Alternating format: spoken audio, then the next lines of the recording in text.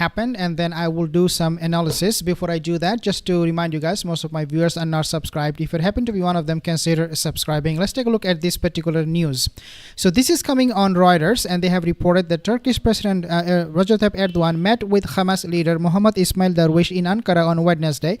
Erdogan's office said in a statement, Turkish Foreign Minister Hakan Fidan and Intelligence Chief Ibrahim Kalin was also attending in the meeting, as well as other Hamas officials. This is very, very significant. Don't go anywhere because I want to point out a few other things. Number one, Qatar, Turkey, they have also said they're going to be hosting Palestinian, quote-unquote, murder convicts freed in hostage deals, according to officials. Now, this report of these two individuals, Hamas's leader, and they are also fighters, getting a meeting with Turkey and Qatar came on Times of Israel news.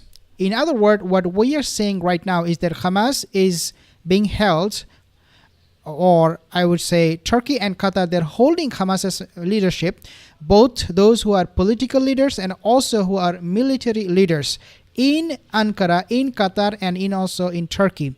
Now, when we talk about Qatar and Turkey's relationship with Hamas, we have to understand this. Erdogan and Qatar, they made it absolutely clear, very explicitly, that the main purpose of this resistance, this movement that they are going to be creating through Syria, is going to be the ultimate destination, going to Jerusalem. It is not a movement, it is not going to be a country that will be happy within just its border, but the ultimate goal of this quote-unquote mujahideen, according to Ankara, according to actually Erdogan, is to go to Jerusalem. Chiefs of so who are these two people that will be meeting from the military wing of Hamas to Erdogan and also Qatari Sheikh? These are Barghouti and Sadat will be freed, and they will be freed on the second phase of the deal that they agreed on. Now, not only this, also back in November and many other times in the past, US has warned very explicitly Turkey, do not hold Hamas in your country, in Ankara. Do not meet them, do not talk to them. They have warned Turkey in several occasions. Obviously, with Donald Trump, he would definitely not like it, even though we know that he's kind of like more friendlier with Erdogan than Biden. Nevertheless, this is not something Donald Trump would want. Now, they have warned, US warned Turkey against hosting leaders of Hamas. Financial Times reported that Hamas can never govern Gaza or threaten Israel again, according to Marco Rubio, when he talked to the Egyptian foreign minister, when he made statement about Hamas. According to Rubio, according to he's now the Secretary of State of the United States, they cannot govern Gaza. Hamas cannot govern Gaza. Now, nevertheless, we are seeing the exact opposite is happening. Turkey and Qatar, now they're planning how they can put this leadership, this movement, this group, this resistance force in Gaza to have total control. And I will actually share another news with you, maybe on a separate video, where now Israeli intelligence officials and military, they are now convinced that the only entity, the only governing body in Gaza is now Hamas. Not that they will be, but now they're controlling entire Gaza Strip. It is nobody else. It is absolutely nobody else. These are all coming also at a time when we see the diplomacy behind closed doors by this guy, Marco Rubio, calling Egyptian counterpart, calling Jordanian king, and trying to convince them, hey, we need to displace the people of Gaza. We need to make sure that Gaza is not being governed by Hamas. But all is just now getting ignored by both Turkey and Qatar. US warns Turkey against hosting Hamas political leaders in the past. Now they are seeing that the military leaders of Hamas, they're also going to meet Turkey and Qatar. US should win back Iran's trust. So we'll talk about Iran in a second, because now Iran is also pitching in with this rhetoric where they are now threatening US of a all-out war if US and Israel, they decide to strike Iran's nuclear facilities. And this threat, this kind of rhetoric, a change in tone of Iran, if you like, is coming after Iran bought the Sukhoi 35 fighter jets, which is equivalent to, I believe, F-35 for US. Now that Iran has these fighter jets, they are now changing their tones and telling Israel and US very clearly that do not try us. If you do, you will be met with these forces, with the firepower that we have now from thanks to Russia helping them with that. Iranian Foreign Minister Abbas Araghchi has told Al Jazeera that any attack on Israel or the United States on Iran's nuclear facilities would plunge the region into an all-out war. In an interview with Al Jazeera Arabic during a visit to Qatar, Araghchi actually warned that launching a military attack on Iranian nuclear facilities will be called one of the biggest historical mistakes the US could make. He said that Iran would respond immediately and decisively to any attack, that it would lead to an quote-unquote all-out war in the region. Concerns have grown in Iran that US President Donald Trump might empower Israeli Prime Minister Netanyahu to attack Iran's nuclear facilities or sites while further tightening US sanctions during his second term in office. Araghchi said he met Qatar's Prime Minister and Foreign Minister Sheikh Mahmud bin Abdurrahman bin Jassim Al Thani in Doha to discuss key regional issues. You can clearly see that the alliance is being formed between Iran, Qatar, and also Turkey. They are not, even though they have issues, big issues that they need to solve, but they, at the end of the day, know that their biggest enemy is not they themselves, or the Qatar or Turkey for Iran, or Iran for Qatar or Turkey.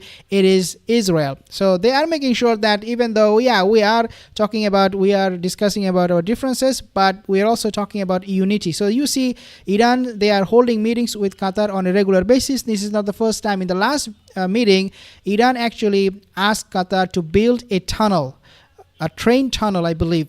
And Qatar agreed. They have agreed to invest millions and billions of dollars in that project. We highly commend Qatar's mediation role in reaching the ceasefire in Gaza, Araghchi said in an interview broadcast on Friday. I hope all other issues will be ironed out. Not only this, Iran has also recently said, one of the major general, I think from IRGC, he said, we are now flipping the script. In the past, it was Iran doing everything possible to please the United States. So they will allow the International Atomic Energy agents, representatives, to go to Iran's nuclear facilities to show that Iran is really not building a nuclear bomb. It is only for peaceful purposes. But now Iran is flipping the script and telling US that you need to win back our trust. I mean, this is, when I heard this, I was like, what are you talking about? US has to now win back Iran's trust, so it's not the other way around. Guys, this whole dynamic of this geopolitics is changing so rapidly, so fast, that Donald Trump is working, one report said he sleeps only now 5-6 hours a day. Maybe he should say sleep less now, because of, revolving or rapidly changing circumstances in the Middle East in international politics. He cannot sleep at all. He should actually completely forget about his sleep. Just kidding. But you get my point, how fast things are changing in the Middle East. Iran is now saying you have to win back our trust if you want to see any deal with us, simply because now Iran has cozied up to Russia so much so that they're convinced they do not need US dollar, they do not need US help. They can get by with the US sanctions because Russia has been successfully able to challenge US sanctions. They have overcome those sanctions. Ruble is now one of the strongest currency in the world. I think in 2023 it was the fourth or third most powerful currency, ruble. I'm talking about Russian currency. When you would expect Russian currency to fall apart, it actually became much more stronger. And this is what is worrying Donald Trump too, because the BRICS nation, they're meeting every single day except India. India, you can never trust them. But other countries, they're meeting together. They are now finding common ground to launch their own currency, even though they're not openly saying it because of fear that US would impose tariffs and sanctions on them. But behind closed doors, I can promise you they're working on a currency to challenge dollar hegemony. I am convinced about that. But obviously that will have to be done without India. India is like sitting on the sideline and watching and say, oh, if you guys launch a currency and it works, we'll join you. But if it doesn't, we'll go with US. That's the move that India is making right now. Now, Araghchi, he said, he also met Hamas officials while in Qatar and said Palestinians had achieved victory in Gaza despite the devastation of Israel's war on the enclave. Iran's foreign minister, Qatari leadership, and we have seen also the Qatar Sheikh, he visited Syria. The first time a head of state will visit the country Syria right now under Ahmad al-Shara. Things are, again, as I said, moving so fast, so rapidly. Now Iran is also in contact with Hamas in Qatar. I mean, where are you going to go? How are you going to stop Rubio? How are you going to stop this movement? How are you going to stop these developments? How you can tell Qatar and Turkey and Iran and rest of the world that Hamas is bad, bad, bad, bad, when the whole world, they have witnessed how brutal, how monstrous Israel is. They have lost the convincing power for good. Nobody trusts a word they say anymore. Marco Rubio, the little man, you really need to wake up and fix your relationship with these countries and say, okay, we will punish Israel. We're going to send Netanyahu to jail. We will hold him accountable. We're going to implement the arrest warrant on him. If you can do that, maybe some countries will be like, okay, we can trust US again. But until you do this, you don't ever think that whatever you say, these countries will bow down to you forever. No, that is not happening. This is actually falling apart. This whole narrative is falling apart. Despite all the killings and destruction, this is what he said, Iranian foreign minister.